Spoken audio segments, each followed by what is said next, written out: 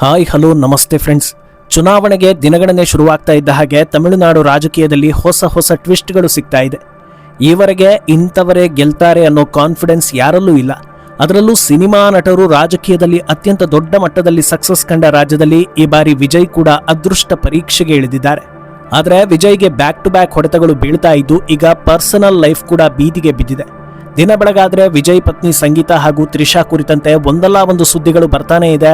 ಒಂದೇ ಅವರ ಕಡೆಯಿಂದಲೇ ಸುದ್ದಿ ಆಗುತ್ತೆ, ಇಲ್ಲ ಬೇರೆ ಯಾರಾದ್ರೂ ಇದಕ್ಕೆ ರಿಯಾಕ್ಷನ್ ಕೊಡೋ ಮೂಲಕ ಈ ವಿಚಾರ ಟ್ರೆಂಡಿಂಗ್ ನಲ್ಲಿ ಇರೋದಕ್ಕೆ ದಾರಿ ಮಾಡಿಕೊಡ್ತಾ ಇದ್ದಾರೆ. ಈ ಹೊತ್ತಲ್ಲಿ ರಾಜಕೀಯವಾಗಿ ವಿಜಯ್ಗೆ ಕೈ ಹಿಡಿಯುವಂತ ವಿಚಾರ ಒಂದಿತ್ತು, ಆದರೆ ಅದಕ್ಕೆ ಅಣ್ಣಾಮಲೈ ಬ್ರೇಕ್ ಹಾಕಿದ್ದಾರೆ. ಇದರ ಬಗ್ಗೆ ಡೀಟೇಲ್ಸ್ ಕೊಡ್ತೀವಿ. ಅಷ್ಟರಲ್ಲಿ ಮಿನಿಟ್ ಮೇಡ್ ಚಾನಲ್ ಅನ್ನ ಫಾಲೋ ಮಾಡಿ, ಸಬ್ಸ್ಕ್ರೈಬ್ ಮಾಡಿ. ಕಳೆದ ಕೆಲ ದಿನಗಳಿಂದ ಬಿಜೆಪಿ ಹಾಗೂ ಟಿವಿಕೆ ಎರಡೂ ಒಟ್ಟಾಗಲಿವೆ. ವಿಜಯ್ ಪಕ್ಷ NDA ಒಕ್ಕೂಟವನ್ನ ಸೇರಲಿದೆ ಅನ್ನೋ ರೂಮರ್ ಹರಿದಾಡ್ತಾ ಇತ್ತು. ಇದಕ್ಕೆ ಸಾಕಷ್ಟು ಜನರು ಪ್ರತಿಕ್ರಿಯೆ ಕೂಡ ಕೊಟ್ಟಿದ್ರು. ಆದರೆ ಈಗ ಅದಕ್ಕೆ ಅಣ್ಣಾಮಲೈ ಫುಲ್ ಸ್ಟಾಪ್ ಇಟ್ಟಿದ್ದಾರೆ. ಯಾವುದೇ ಕಾರಣಕ್ಕೂ ಈ ಟಿವಿಕೆ ಜೊತೆಗೆ ಮೈತ್ರಿ ಆಗೋದಿಲ್ಲ. ಕಾಫಿ ಹಾಗೂ ಟೀಯನ್ನ ಮಿಕ್ಸ್ ಮಾಡಿ ಕುಡಿಯೋದಕ್ಕೆ ಆಗುತ್ತಾ? ಅದೇ ರೀತಿ ಈ ಮೈತ್ರಿ ಸರಿ ಹೊಂದೋದಿಲ್ಲ ಅಂತ ಹೇಳಿದ್ದಾರೆ. ಅಲ್ಲಿಗೆ ಟಿವಿಕೆ ಏಕಾಂಗಿ ಅನ್ನೋದು ಕ್ಲಿಯರ್ ಆಗ್ತಾ ಇದೆ. ಯಾಕಂದ್ರೆ DMK ನನ್ನ ನೇರ ಎದುರಾಳಿ ಅಂತ ಆಲ್ರೆಡಿ ಹಲವು ಸಲ ಹೇಳಿರೋ ವಿಜಯ್ ಮತ್ತೆ DMK ಜೊತೆ ಕೈ ಜೋಡಿಸೋದಕ್ಕೆ ಚಾನ್ಸೇ ಇಲ್ಲ. ಬಿಜೆಪಿ ವಿರುದ್ಧವೂ ವಿಜಯ್ ಭಾಷಣ ಮಾಡಿದ್ರೂ DMK ಸೋಲಿಸೋದಕ್ಕೆ ಒಂದಾಗ್ತಾ ಇರೋದು ಅನ್ನೋ ಒಂದು ಕಾರಣವನ್ನ ನೀಡಿ ಮೈತ್ರಿ ಮಾಡಿಕೊಳ್ಳೋದಕ್ಕೆ ಒಂದು ಆಪ್ಷನ್ ಇತ್ತು. ಆದ್ರೆ ಅದಕ್ಕೆ ಈಗ ಬ್ರೇಕ್ ಬಿದ್ದಿದೆ. ಮೇಲ್ನೋಟಕ್ಕೆ ಈ ಎರಡೂ ಮೈತ್ರಿ ಸೈದ್ಧಾಂತಿಕವಾಗಿ ಸರಿ ಹೊಂದೋದಿಲ್ಲ ಅನ್ನೋದನ್ನ ಯಾರು ಬೇಕಾದ್ರೂ ಅಂದಾಜಿಸೋ ರೀತಿ ಇತ್ತು. ಆದ್ರೂ ಇಷ್ಟು ದಿನ ಯಾಕೆ ಈ ವಿಚಾರದಲ್ಲಿ ಕ್ಯೂರಿಯಾಸಿಟಿ ಇತ್ತು ಅಂದ್ರೆ, ಈ ರೀತಿ ಕಡ್ಡಿ ಮುರಿದಂತೆ ಯಾರು ಕೂಡ ಕ್ಲಾರಿಟಿ ಕೊಟ್ಟಿರಲಿಲ್ಲ. ಕರೂರು ಘಟನೆಯಲ್ಲಿ 41 ಜನರ ಸಾವಾದ ಬೆನ್ನಲ್ಲೇ ವಿಜಯ್ ವಿರುದ್ಧ DMK ಮುಗಿಬಿತ್ತು. ಜನರ ಪಾಲಿಗೆ ವಿಜಯ್ ವಿಲನ್ ಅನ್ನೋ ರೀತಿಯ ವಾತಾವರಣ ಕ್ರಿಯೇಟ್ ಆಯಿತು. ಅಂತ ಸಂದರ್ಭದಲ್ಲೂ ಅಣ್ಣಾಮಲೈ ಇದರಲ್ಲಿ ವಿಜಯ್ರದ್ದು ಮಾತ್ರ ತಪ್ಪಿಲ್ಲ, ಸರ್ಕಾರದ ನಿರ್ಲಕ್ಷ್ಯ ಕೂಡ ಇದೆ, ತನಿಖೆ ಆಗ್ಲಿ ಅಂತ ಹೇಳಿ ಸ್ವಲ್ಪ ಸಾಫ್ಟ್ ಕಾರ್ನರ್ ತೋರಿದ್ರು. ಇನ್ನು ಮೊನ್ನೆ ವಿಜಯ್ ಡಿವೋರ್ಸ್ ವಿಚಾರ ದೊಡ್ಡದಾದಾಗ್ಲೂ ಕೂಡ ಅಣ್ಣಾಮಲೈ ಬಹಳ ಪ್ರಬುದ್ಧ ಹೇಳಿಕೆಯನ್ನ ನೀಡಿದ್ರು.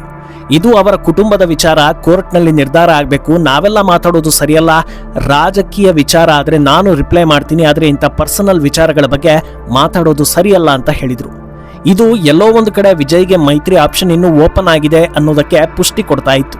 ಆದರೆ ಈಗ AIADMK ನೇತೃತ್ವದ NDA ಬಹಳ ಸ್ಟ್ರಾಂಗ್ ಆಗಿದೆ, ನಮಗೆ ಇನ್ಯಾರ ಅಗತ್ಯವೂ ಇಲ್ಲ, ನಾವು ಫೈಟ್ ಮಾಡೋದಕ್ಕೆ ರೆಡಿ ಇದ್ದೀವಿ ಅಂತ ಅಣ್ಣಾಮಲೈ ಇದಕ್ಕೆ ತೆರೆ ಎಳೆದಿದ್ದಾರೆ. ಈಗ ಇದು ಯಾವ ರೀತಿ ಇಂಪ್ಯಾಕ್ಟ್ ಮಾಡಬಹುದು ಅನ್ನೋ ಚರ್ಚೆ ನಡೀತಾ ಇದೆ.